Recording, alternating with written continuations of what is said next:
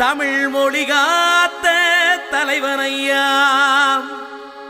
ஞான பழம் கேட்ட குழந்தையா, அப்பனுக்கு பாடம் சொல்லி ஆறுபடையாட்சி செய்யும் ஏசாமி முருகனையா. வெற்றிவேல் முருகனுக்கு.